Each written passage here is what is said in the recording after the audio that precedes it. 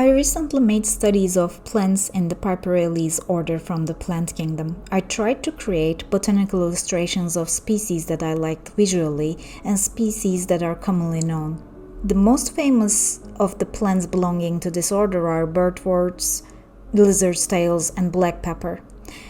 There were many species which are not commonly known that I chose to include in my pages of illustrations. For example, these species belong to the Toti genus, and they were among my favorite studies in this order of plants.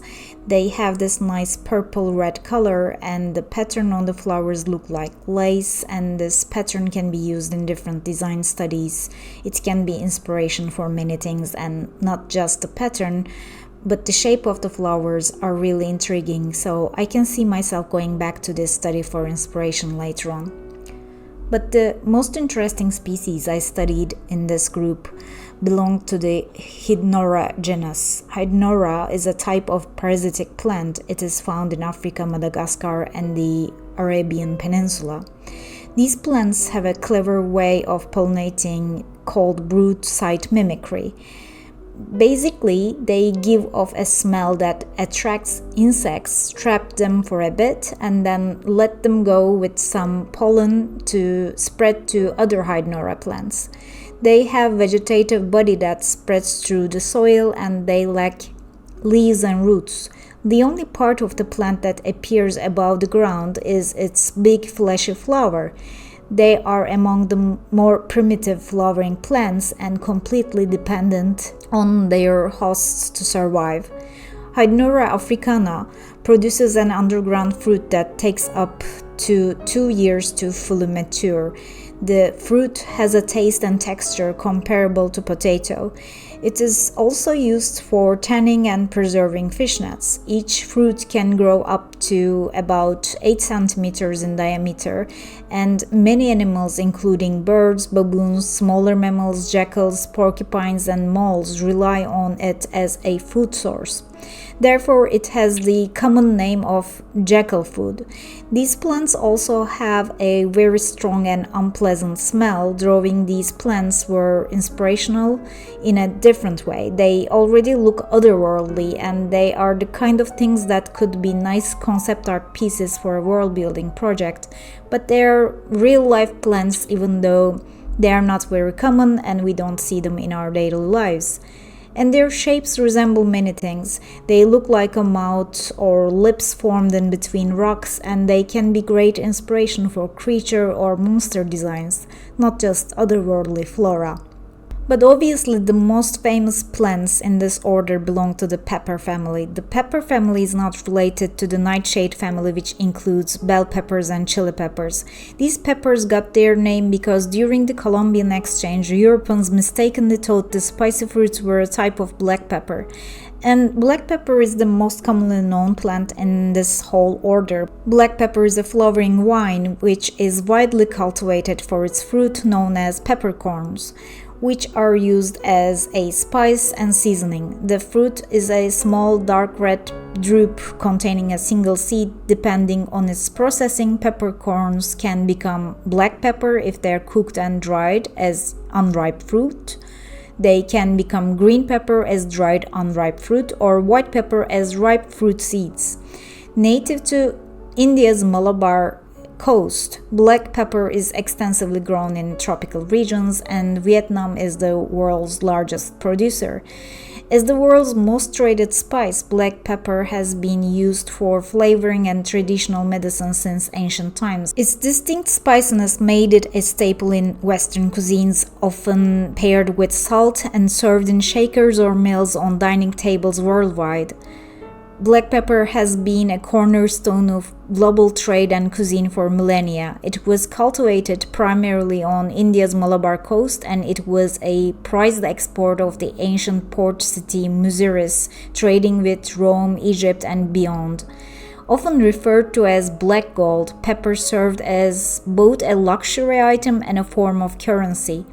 The Romans knew of both black and long pepper, but black pepper's shorter trade route made it cheaper and more accessible. By the Middle Ages, Islamic and Italian merchants dominated the pepper trade, which helped finance the rise of Venice and Genoa. Pepper was so valuable that it featured in ransoms and royal feasts. During the Age of Discovery, European powers sought direct access to pepper, with the Portuguese initially monopolizing the trade. By the 17th century, the Dutch and English took control, driving prices down and making pepper an everyday seasoning. Today, black pepper remains one of the world's most traded spices, accounting for a fifth of the global spice market. Its legacy includes widespread use in cuisines worldwide and significant influence on historical trade routes and empires. Historically, like many spices from the East, pepper served both as a seasoning and a traditional remedy. In Buddhism, it is one of the few medicines monks are permitted to carry. Black pepper were thought to treat various ailments, including constipation, insomnia, sunburn, and toothaches, amongst others. And pepper is known to cause sneezing, which is another interesting feature of this spice. I spent quite some time on drawing various flowers from the birchwort family. These flowers are commonly known as birchwort, pipevine, or Dutchman's pipe. The names Dutchman's pipe and pipevine refer to the flowers' resemblance to old-fashioned pipes once common in the Netherlands and northern Germany. The name birchwort, as in European birchwort, reflects the flower's shape, which resembles a bird canal. I chose to illustrate many of birchwort species because of their bizarre-looking flowers. These flowers, just like the Hydnora species, utilize a unique pollination strategy. Their strong aroma attracts insects, particularly flies. The inner surface of the tube is lined with hairs that act as a trap for the flies. Once the flies are covered in pollen, the hairs wilt, allowing the insects to escape and potentially pollinate other flowers. These flowers can be inspiration for many different projects due to their distinct shapes and intriguing biological features. The flower's tubular structure, often curving or coiled, can inspire designs for organic flowing architecture or functional objects like lampshades, vessels, or ventilation systems. Their fly trap mechanism with inward pointing hairs and a hidden chamber can influence creative problem solving in engineering, such as designing filters, traps, or self-sealing containers. The striking resemblance to meerschaum pipes and their earthy colors evoke a blend of natural and vintage aesthetics, ideal for wearable designs, jewelry, or ornamental motifs. Additionally, their association with themes of birth and transformation lends itself to storytelling in art, games, or films, where their form can symbolize gateways, cycles, or metamorphosis.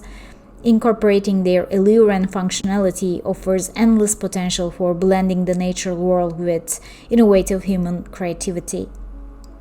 I also illustrated some plants from the Azorum genus in the birchwort family.